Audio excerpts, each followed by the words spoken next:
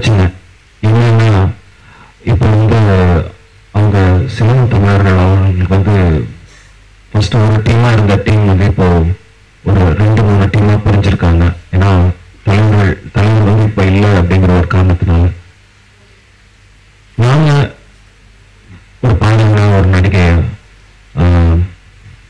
போய் சுவிட்சர்லாண்டில் ஜனவரி 1ஆம் தேதி ஒரு ப்ரோக்ராம் பண்ணலான்னு பிளான் பண்ணியிருந்தோம்.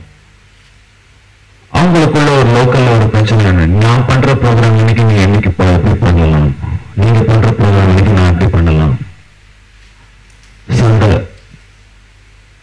யாரும் இங்க அவங்க வராங்க, கலைஞர்கள். ஓகே, அவங்க வராங்க, அவங்க வராம பண்றதுக்கு நான் எப்படி வராங்க, அவங்க ப்ரோக்ராமுக்கு எப்படி வராங்கன்னு நான் பார்த்துடுறேன். இது மாதிரி ஒரு எல்கேஜி பசங்க சண்டை போடுற மாதிரி ஒரு பிரச்சனை. அந்த பிரச்சனை நம்மளுடைய வாழ்க்கை, நம்மளுடைய நார்மல் வாழ்க்கையை பயங்கரமா அஃபெக்ட் பண்ணுது. இது இப்ப ஆரம்பிச்ச பிரச்சனை இல்லை, ரொம்ப காலமாக இருக்கும் ஒரு பிரச்சனை. நேற்று அழகா பூவாச்சு, யாரும் பண்ணல. இந்த ப்ரோக்ராம போய் யாரு வேணா பண்ணலாம். இது ஒரு பொருளையை சும்மா ஏற்றி சும்மா தள்ளி விட்டுருக்காங்க அப்படிங்கிறது மட்டுமே உண்மை. நிறைய பேர் ரொம்ப கூப்பிட்டு ப்ரெஷர் கொடுக்குறாங்க, நிறைய பேர் நீங்க போகக்கூடாது அப்படின்றாங்க. நாங்க சொல்லி பார்த்தோம், எங்களுக்கு அரசியல் ஒரு ஆர்டிஸ்ட்லாம் நாங்கள் வேற, நாங்கள் போய் சும்மா எனக்கு தெரிஞ்சதெல்லாம் எனக்கு ஒரு பாடம் மட்டும்தான் தெரியுது, அரசியல் தெரியாது. ஸோ என்னைக்கோ போய் பாடணும். ஆக்சுவலி இதே ப்ரோக்ராம் நாங்கள் போன வருஷம் இதே ப்ரோக்ராம் இதே அவங்களுக்கு போய் பாடணும். அப்போ நான் போய் பாடினதுக்கு நான் பைசா வாங்கினேன். இந்த தடவை அந்த பர்சன் என்னோட ஃப்ரெண்ட் ஆயிட்டாரு. ஸோ என்கிட்ட அவங்ககிட்ட நான் காசு வாங்கிறதுக்கு எனக்கு மனசு வரல. நானும் வரட்டும், என் மனைவி சங்கீதா வரட்டும், நடிகர் ஜீவா வரட்டும். நான் ஒரு ஆக்சுவலி ஜீவா நான் கூப்பிட்ட போயிருக்காங்க. சரி, நானும் வரப்போம், நீங்கள் எல்லாரும் சின்ன செலிப்ரேட் பண்ணலாம். ஸோ அவரெல்லாம் பாவம் இந்த மாதிரி ஒரு பிரச்சனை போயிட்டு இருக்கு. எல்லாருக்கும் வணக்கம். இந்த ஸ்விஸ் நிகழ்ச்சியில ஆக்சுவலா எங்களை கலந்துக்கிறதுக்காக கூப்பிட்டாங்க. இது ஒன்றும் எல்லா நாடுகளுக்கும் எல்லா நிகழ்ச்சிக்கும் எல்லாம் கூப்பிடுற மாதிரி தான் இந்த நிகழ்ச்சியும் தான் நினைச்சோம். பட் இவ்வளோ ப்ரெஷர், இவ்வளோ பிரச்சனை ஃபேஸ் பண்ணுறதுக்கு என்ன காரணம் எனக்கு இன்னை வரைக்கும் புரியல. நான் தமிழ்நாட்டு பொண்ணு, இங்கே பிறந்து வந்தவன், இவரும் அப்படிதான். எங்களுக்கும் ஏன் பிரச்சனை என்னன்னு தெரியும். கண்டிப்பா அந்த மாதிரி ஒரு தப்பான நிகழ்ச்சிக்கு நாங்கள் போக மாட்டோம். அப்படி இது உண்மைன்னா இப்பவும் சொல்றோம், நாங்க போக மாட்டோம். ஆனா அதை யாராவது நிரூபிக்கணும். என்னை பொறுத்த வரைக்கும் நான் ரொம்ப ஒரு ஸ்ட்ரைட் ஃபார்வர்டான ஒரு பொண்ணு. 1000 குற்றவாளிகள் தண்டிக்கப்படலாம், தப்பிச்சுக்கலாம். ஆனா ஒரு நிரபராதி should not be blamed.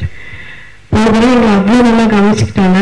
தெரியாம கிறிஷ் இந்த ஒரு ஸ்ரீலங்கன் கவர்மெண்ட் ப்ரோக்ராம் போனப்போ இந்த ஆர்கனைசர், இந்த ரஞ்சன்றவர் தான் எனக்கு முதல்ல ஃபோன் பண்ணி, அண்ணன் தப்பான ஒரு இடத்துக்கு போறாங்க, தயவு செஞ்சு அவங்கள போகக்கூடாதுன்னு சொல்லுங்கன்னு எங்களை ஃபர்ஸ்ட் ஸ்டாப் பண்ணவர்.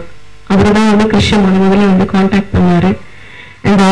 அந்த ப்ரோக்ராம் போகாம கிறிஷ் வந்ததுக்கு இந்த 1ஆம் தேதி அவங்களோட போஸ்டரே இலங்கை தமிழ் அரசு சூழ்ச்சிக்கு இணங்காமல் தமிழர்களோட வேண்டுகோளை ஏற்று வந்த பாடகர் கிறிஷ் அவர்களுக்கு பாராட்டு விழா இந்த ப்ரோக்ராமே நடத்துறாங்க. இந்த ப்ரோக்ராம் எப்படி இலங்கை கவர்மெண்ட்டுக்கு சம்பந்தமா இருக்கும்னு எனக்கு புரியவே இல்லை. அவங்களோட போஸ்டர் நீங்க அவங்களுக்கு கொடுத்து இந்த சப்மிட் பண்ண ஒரு இதுலயே இருக்கு. அதுதான் அவங்களோட போஸ்டர். அண்ட் நிஜமாவே ரொம்ப நல்லவங்க. எனக்கு அதுதான் மனசுக்கு ரொம்ப கஷ்டமா இருக்கு. அண்ட் எங்களுக்கு எனக்கு நடிக்கிற தொழில், அவருக்கு பாடுறது தொழில், எங்களுக்கு இதுதான்.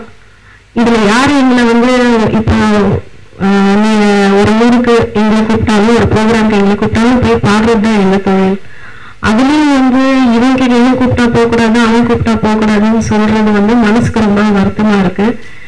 அண்ட் யாரோ ஒருத்தங்க சம்பந்தமே இல்லாம எல்லா பிரஸுக்கும் இமெயில் அனுப்பிச்சு, அதாவது இது ஒரு சரியான ப்ரோக்ராம் இல்லைன்னு சொல்லி ஒரு ஆதாரமே இல்லாத ஒரு இமெயில எல்லாரும் நம்பி அதுக்காக இவ்வளவு பிரச்சனைகள். ஏன்னா இந்த கடந்த ஒரு 20 நாட்களா 2 பேருக்குமே வந்து மாறி மாறி ஃபோன் பண்ணலாம். ஆனா ஒரே ஒரு விஷயம் என்னன்னா, யாருமே டைரக்டா எங்களுக்கு ஃபோன் பண்ணல. நீங்க போகக்கூடாதுன்னு யாரும் ஃபோன் பண்ணலாம். ஆனா ஒரு 100 பேர் மூலமா அவ்வளோ டிஸ்டர்பன்ஸ்.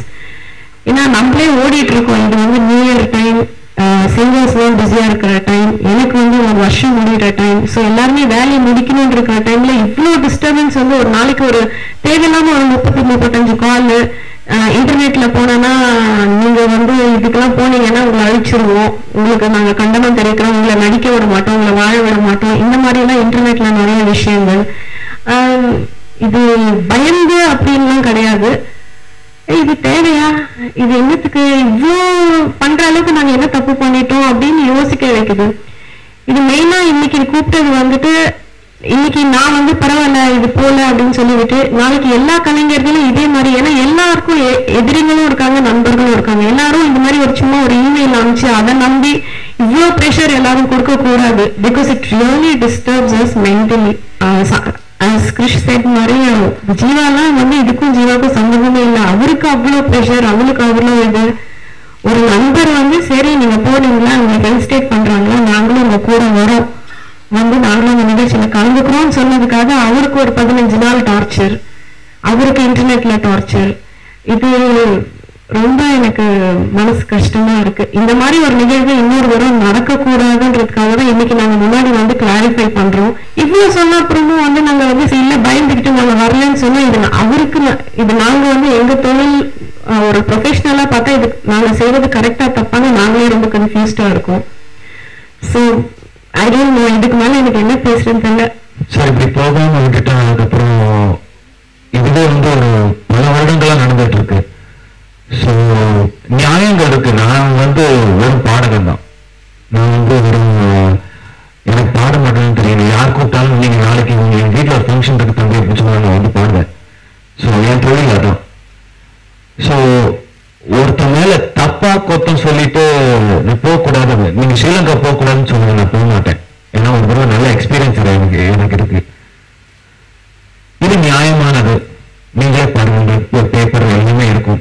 இது நியாயமானது. போகணும்னு தோணுது, நல்லவங்களுக்கு போய் மக்களுக்கு போய் பாடணும்னு தோணுது. அது மட்டும் தான் சார். நானும் அதேதான் சார் கேட்டேன். இவ்வளவு பிரச்சனை வரணும் எனக்கு தேவையாப்பா, இது நம்ம அப்புறம் பண்ணிக்கலாம்னு கேட்டேன். இல்ல மேடம் நீங்க இப்ப வரலன்னா நான் துரோகின்றவாங்க மேடம் அப்படின்னாரு. இதுதான் எனக்கு நேற்று நான் பேசினப்ப அந்த ஒரே வார்த்தை சொன்னான், நீ எல்லாம் வரலன்னா நான் அப்புறம் தேச துரோகின்னு அவங்களையும் முத்திரை குத்திடுவாங்க மேடம், தயவு செஞ்சு இதை பண்ணுங்க. இந்த பிரஸ் மீட் ஆர்கனைஸ் பண்ணது சத்தியமா அவருக்காக தான். நான் என்னைக்குமே நான் வந்து வெளியில வந்தது கிடையாது. நீங்க உங்களுக்கே தெரியும், நான் இதான் ஃபர்ஸ்ட் டைம். ஆக்சுவலா நிஜமே ரொம்ப டென்ஸ்டா இருக்கேன். நான் இந்த மாதிரி வந்து எதுவுமே கிளாரிஃபை பண்ணதில்லை, எதுவுமே இல்லை. எது எழுதினாலும் நல்லதும் சரி கெட்டதும் சரி நாங்க எதுக்குமே ரியாக்ட் பண்ணது கிடையாது. ஃபர்ஸ்ட் டைம் நான் ரியாக்ட் பண்றது எனக்காக இல்லை, அவருக்கு அந்த பையன் ரஞ்சனுக்காக தான். ஒருத்தர் கரெக்ட்னு சொல்லி அவர் எல்லாத்தையும் எனக்கு சப்மிட் பண்ணிருக்காரு. இன்னும் வேணாலும் நான் அனுப்புறேன்னு சொல்லியிருக்காரு. ஆனா அந்த இன்னொரு சைட்ல இருந்து எதுவுமே அவங்க அனுப்பல. ஒரு மொட்டை கடுதாசி மாதிரி அவங்க அனுப்பிச்சிருக்காங்க. அதை இன்னைக்கு நாங்க நம்பணும்னா நாளைக்கு இதே விஷயங்கள் இன்னும் எவ்வளவு பேர் பண்ணுவாங்கன்னு தெரியல. 8-10 அவார்ட் ஃபங்க்ஷன் இங்க நடக்குது சென்னையில மட்டும். ஏன் நம்மளாம் ஒண்ணுன்னா ஒரே அவார்ட் ஃபங்க்ஷன் வச்சுக்கலாங்க எல்லாரும் சேர்ந்து, ஏன் இவ்வளவு ஃபங்க்ஷன்ஸ் நடத்துறோம்? அவங்கவுங்க இஷ்டம் தானே நடத்துறது. இது வந்து இன்னொரு விஷயம்னா, இது வந்து அவங்க அரசியல் ரீதியான ஒரு பிரச்சனையோ ஒரு ஈழத்தமிழர்களுக்கான ஒரு பிரச்சனையோ கிடையாது இந்த நிகழ்ச்சி. இது வந்து கலை நிகழ்ச்சி. அங்க இருக்கிற லோக்கல் பீப்புள் வந்து அவங்களுக்கு வந்து ஒரு மேடை, அவங்களோட டேலண்ட். ஏன்னா போன தடவை நாங்க பார்த்து ஒரு பையன் ரொம்ப நல்லா ஆடி அவங்க நான் வந்து விஜய் ஜோடி நம்ம ஜோடிக்கு வந்து ரெக்கமெண்ட் பண்ண அந்த பையனை. ஸோ அவங்களோட டேலண்ட் வந்து அந்த ஊர்லயே அவங்க அடங்கி இருக்கிறதுனால அவங்க அதை வெளிப்படுத்துறாங்க. ஒரு சின்ன சின்ன பசங்க பாடுறது ஆடுறது, குரூப் டான்சஸ், இந்த மாதிரி நடக்கிற நிகழ்ச்சி தான் இது. வந்து இப்ப நம்ம அவார்ட் ஃபங்க்ஷன் மாதிரிலாம் எதுவுமே கிடையாது. அந்த நிகழ்ச்சியில கிறிஷ் போகாம இருந்தது. கிறிஷ் வந்து அவங்க ஃபெலிசிட்டேட் பண்ணணும்னு ஆசைப்பட்டாங்க, அதுக்கு ஜீவ வர. இதுதான் அந்த நிகழ்ச்சி. இது ஒரு சிம்பிளான ஒரு ப்ரோக்ராம். அட்லீஸ்ட் எங்களுக்கு வந்து நாங்க இந்த டைம் எடுக்கிறோம், அவருக்கு மூச்சு விட கூட நேரம் இல்லை. நாங்க எல்லாம் ஒரு கலாட்டா பண்ணிட்டு இருக்கோம் தமிழ் சங்க எம்ப்ளாயின்னு சொல்லி. ஏன்னா அவ்வளவு படம் பண்ணிட்டு இருக்காரு. அவர் மார்னிங் ஒரு ஷூட்டிங், ஈவினிங் ஒரு ஷூட்டிங், நைட் ஷூட்டிங்னு பண்ணிட்டு இருக்காரு. ஸோ அவருக்கு வந்து மூச்சு விட கூட நேரம் இல்லாம நான் சொன்னா நீங்க ஃபர்ஸ்ட் இது பண்ணுங்க, பிகாஸ் தப்பான விஷயத்துக்கு நம்ம யாரும் போயிடக்கூடாதுன்னு சொன்னாரு. ஸோ அந்த கிளாரிபிகேஷன் தான் இப்ப நடந்துட்டு இருக்கு. பட் யாருமே ஃபோர்ஸ் பண்ணல அவரை. நாங்க வந்து இது ப்ராபப்ளி ஜீவா இடத்துல நான் இருந்தா நான் கூட யோசிச்சிருப்பேன். பட் போன வருஷம் நான் போய் அவரை நேர்ல பார்த்ததுனால அந்த இந்த ப்ரோக்ராம் என்னன்னு எனக்கு தெரிஞ்சதுனாலதான் எனக்கு தைரியம் இருக்கு போறதுக்கு. ஆமாங்க, அவங்க வந்து சுவிஸ்லயே இருக்காங்க, அவங்க தான் பண்றாங்க. அவங்க வந்து இப்ப நேத்து என்னன்னா வந்து எதுக்கு 1ஆம் தேதி 2ஆம் தேதி நீங்க ஒரு 5-6 வச்சுக்கோங்க அப்படின்னாங்க. ஓ 5-6 வச்சா ரஞ்சன் வந்து ராஜ துரோகி கிடையாதா அன்னைக்கு? ஏன்னா நீங்க வைக்கிற ஒரே நாள் அன்னைக்கு 2 ப்ரோக்ராம் நடக்கிறது உங்களுக்கு புரியல, உங்களுக்கு கூட்டம் வரணும், உங்களுக்கு காசு வரணும், அது ஒண்ணுதான். சோ பிரச்சனை அவங்களுக்கு எந்த இல்ல. பேரு யார் யாருன்னே தெரியல, சுவிஸ்ல இருந்து கால் பண்றாங்க. அங்க இருந்து சுவிஸ்ல இருந்து கால் பண்றாங்க. Social networking sites, Twitter, Facebook, இந்த மாதிரி இதெல்லாம் வந்து நீ போனா உன்னை அழிச்சிருவேன். இது என்ன மாஃபியாவா நடக்குதுங்க? இல்ல போலீஸ் வரைக்கும் போலங்க நான், ஏன்னா அது வந்து ரொம்ப சீரியஸா எடுத்துக்கல. அவங்க நாங்க செக் பண்ணோம், சங்கீதா கால் பண்ணி செக் பண்ணாங்க. அவங்க சொல்றாங்க இது வந்து யாரும் யார் எங்க போறதும் தடுக்க முடியாது. கமிஷனர் அளவுக்கு பேசியிருக்காங்க, யாரு எங்க போறதும் தடுக்க முடியாது. நீங்க ஆர்டிஸ்ட் போறீங்க, பெர்ஃபார்ம் பண்றீங்க, அவ்வளவுதான். சோ அப்படின்னு சொல்லியிருக்காங்க, அவ்வளவுதான். வேற நான் கொஞ்சம் பயந்து ஒரு கமிஷனர் போய் அவங்களோட பேசினேன். நீங்க உங்களோட தொழில் இது, கவர்மெண்டே வந்து ரிக்வெஸ்ட் தான் பண்ண முடியும், யாருமே போகக்கூடாதுன்னு தடுக்க முடியாது. உங்க அசோசியேஷன்ல உங்களுக்கு சப்போர்ட் இருக்கான்னு கேட்டாங்க. சரத் சார் கிட்டயும் பேசணும். உன்னோட தொழில், இது உன்னோட தொழில், இதுல போகக்கூடாதுன்னு சொல்றதுக்கு யாருக்குமே உரிமை கிடையாது. நீங்க போனீங்கன்னா நீங்க போகலாம், இல்லைன்னா நீங்க போக வேண்டாம், இது உங்களோட இஷ்டம் அப்படின்னு சொன்னாரு. இதுதான் நடந்தது. சோ யாருக்குமே யாருமே இது டெமோக்ராட்டிக் கண்ட்ரின்றதுனால யாருக்கும் யாரையும் தடுக்கிறது இல்லை. நம்ம வந்து நம்மளோட முடிவை வந்து ஒரு ஈழத்தமிழ் மக்கள் மேல இருக்கிற ஒரு அன்புனாலே இதனாலே நம்ம எடுக்கிற முடிவு தான் தவிர இது அதுதான் இன்னைக்கும் நான் சொல்றேன், இப்பவும் சொல்றேன், தப்புனா நான் போக மாட்டேன், போனாலும் செய்ய மாட்டோம்ன்றதுதான் மறுபடியும் சொல்லிட்டு இருக்கோம். இது தப்பு இல்லைன்னு ப்ரூவ் பண்றப்போ ஏன் இதை தடுக்கணும் அப்படின்றதுதான் பாயிண்ட். சார் இது நம்ம இந்தியாவோ இல்ல வெளிநாட்டை குற்றம் சொல்ல முடியாது. நம்ம ஸ்ரீலங்காவோ போல சுவிட்சர்லாந்து அந்த ப்ரோக்ராமுக்கு அந்த ஊரோட பெரிய commissioner one of the chief guest அங்க. அது யூரோப் சார், ஒன்றும் பண்ண முடியாது. இப்பதான் அதான் சங்கீதா சொன்ன மாதிரி சரத் அண்ணன் கிட்ட இப்பதான் பேசணும். அண்ணா சொன்னாங்க உங்களுக்கு தெரிஞ்சதெல்லாம் வெறும் பாட்டு, நீங்க போறீங்க கமர்ஷியலா போய் பாடிட்டு வரீங்க, அவ்வளவுதான். யாரும் எதுவும் சொல்ல முடியாது, எந்த பிரச்சனையும் அங்க வராது. Because you going to Switzerland. Switzerland போனாலும் எந்த ப்ராப்ளம் வராது.